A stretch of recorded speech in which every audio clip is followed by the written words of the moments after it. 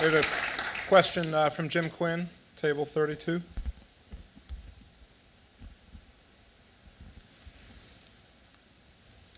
Thank you. Am I on the air? You're on the air. Okay. The question that I just texted in had to do with the movement by the city to prohibit any new bars from opening downtown.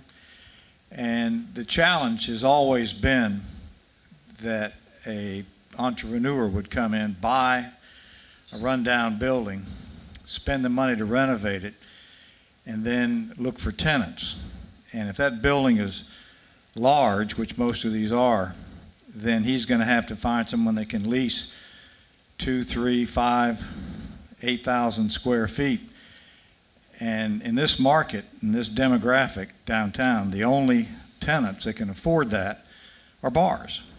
And my question is, what can be done short of taking away the tenants to help the landlord, the guy that made the investment, who can't find anybody else but a bar? It's a good question, Jim. And one of the things that we have been dealing with is property owners. When we have a bar owner that is not doing right, and we continue to call that bar owner, because once you get the permit, you pretty much have carte blanche. It almost takes an act of Congress to close them down, and Ben can tell you that.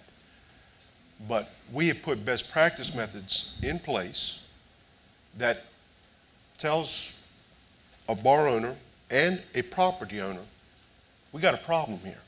When we call you, and when we send you a letter and we tell you that we've got serious issues going on in your nightclub, we expect you to do something about it. I, as a landlord that own property around town, when my next door neighbor or people call me and tell me I've got a problem with your tenant, I try to take care of it. But when we continue to call people and tell them that we have issues with your bar, please do something about these folks because they're creating havoc on our streets, we expect them to do something.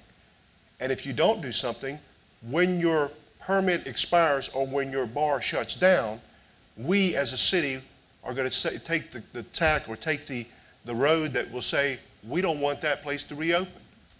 So this is pretty much telling people that own property, help us.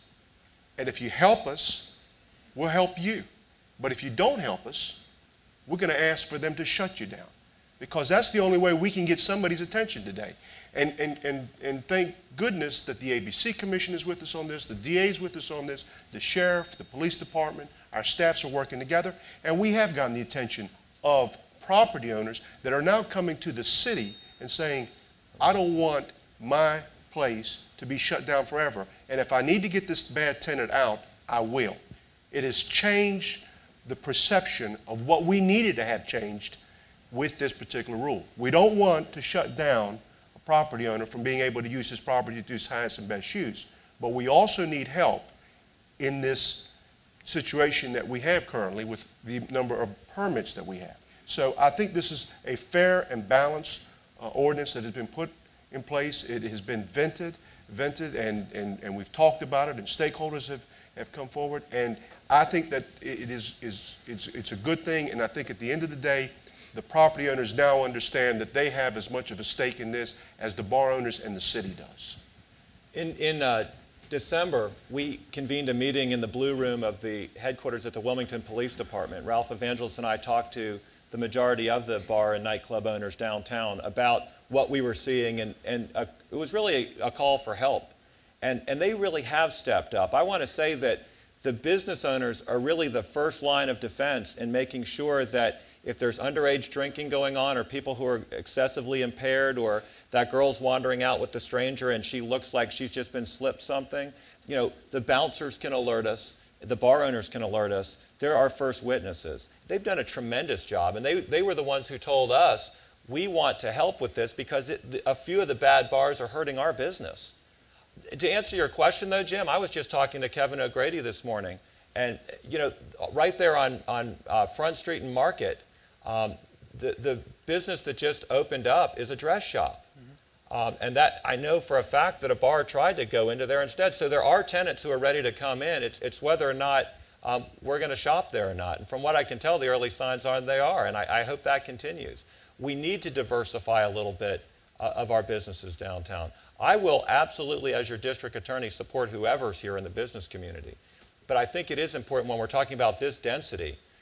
If you want me to continue to prosecute bar fights, public urination, and impaired driving, keep giving me more bars. Because it's about doubled in the last 10 years that I've been looking at the situation. Well, it goes to kind of a short-term, long-term strategy as well. I mean, in this economy especially, we need to support business and growth, and getting anyone to invest in our downtown is critical. At the same time, we have to look at the long-term plan here and say, well, what kind of city do we want to become? Because for me, that's the real question. Is look down the road 20 years, and what do we want to be when we grow up? Where's the next PPD? I mean, that's what I'm interested in. And the next PPD, maybe I'm misspeaking, Bill, but I don't think they're going to want to come to a downtown that is 90% bars and restaurants and tattoo parlors. I mean, nothing against tattoo parlors, but a bunch of businesses that are opening up now that are different from the ones that you typically see in, and again, our competing cities for these cultural and creative class jobs. So I want to see that type of discussion taking place. I want to elevate the discussion a little bit about what kind of city we want to become. Because when you talk about downtown with any group, especially outside of downtown, people get very turned off very quickly because the perception is that downtown, you get dragged into the minutia very quickly. We start talking about fine-tuning of the CBD guidelines and the exact hours that bars can be open in relation to the next bar and how many blocks of separation. People don't care about that in the larger business community. That turns them off, and they hear that and they're like, okay, just downtown, forget about it, I'm going to Mayfair. Because it's easy. It's easier. I mean, it's a lot easier to do business in a place like that than it is in downtown, where you get mired into those little discussions. At the same time, it's what makes downtown great. It has so many more rich cultural offerings that can be there. But I want the discussion about downtown on a broader level to be about how do we get the next PPD, and what is the next big thing going to be 20 years from now as we look down the road.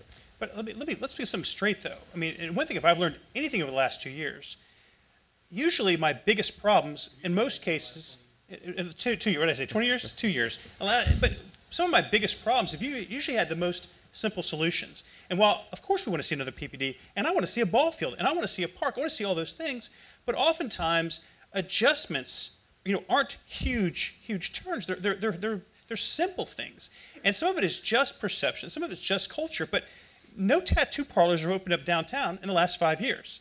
And there's more yogurt shops that have opened up in the last year than bars have. So you're already seeing the subtle shift. We have more dress shops. You walk downtown after this meeting, or right around lunchtime, you will see more women under the age of 25 than you've ever seen at downtown. And school's not in session. What you're seeing is people who are finding things that are interesting to them, and that's the difference. The bars propagated because that was the only game in town, and that's what drew people down here. You start to shift behavior, and you start to shift the personality of a downtown when the downtown starts bringing to people what they want. I mean, again, back to entrepreneurism. You find a product that people want, you make it, and then you sell it to them. And so that's where downtown is going, as we find out what people need, whether it's our tourism or something else, and that's what's going to draw them here. Let's go to table 6. Andy Curtis has a question. Is a microphone coming to The microphone's good.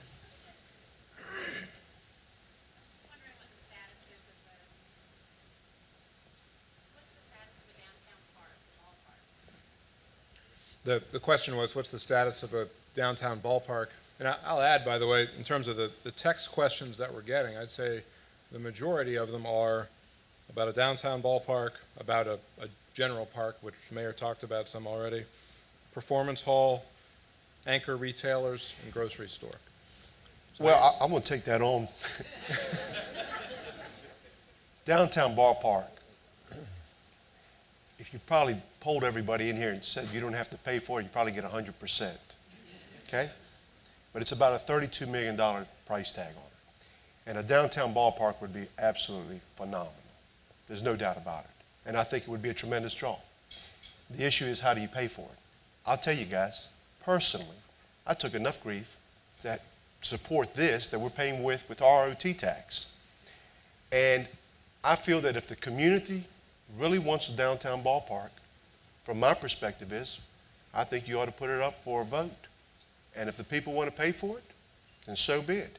And I think that if you did something nice and you really got the business community and the stakeholders behind it and you put it up for referendum, let them make a decision. If you want it, we'll build it.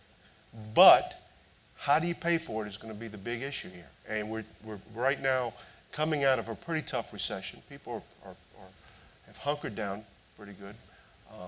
So I don't know if it would pass in this type of an environment, but I think it would be a tremendous asset to our downtown, and it would tie in with the Riverwalk. It would bring a lot of people downtown. You have the infrastructure already in place with the parking. It would be phenomenal. But here again, how do you pay for it? Well, let me tell you a bigger problem, though. Let's say a ballpark is going to get built in our region, and then I'm dropping the gauntlet down. A ballpark's going to get built in our region, and it'll probably occur in the next generation, 10, 15 years. But what happens if that ballpark gets built in Leland? I mean, we don't need two ballparks in this region. That ballpark, that minor league team, ends up in Leland instead of downtown. How do you feel then? I mean, how does downtown feel now? Because somebody else said, hey, we're still in the Wilmington area. We're still a draw here. I mean, that's the concern I have, is that every major investment, whether it's a business, a government entity, anything, I'm very selfish in that I believe it should be downtown. Because as you have more and more of that critical mass, you start to shift from bars into more corporations or restaurants or cultural or art or performing arts and that sort of thing. So I think as a community, I think we should put it on a vote. I think it should be as a referendum. I'm asking our mayor now, put it up and see what happens. If we don't want to do it, and on the thing, say, listen, it's going to ask you. So Mayor Sappho, please, I mean, can you go ahead and make the pronouncement now? You know what? My client has the right to plead the fifth. Can he wait till after next election? You know, Spatrino, it's always our guts and your glory. But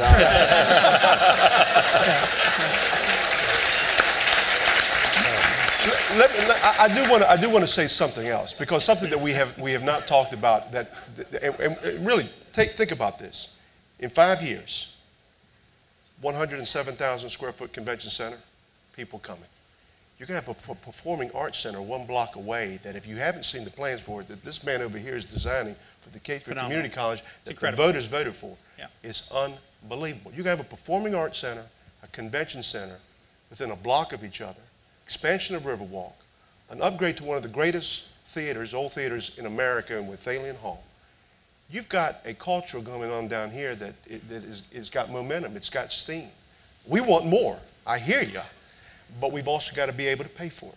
And but we've been blessed that we've been able to do a lot of these things, and that were approved years ago.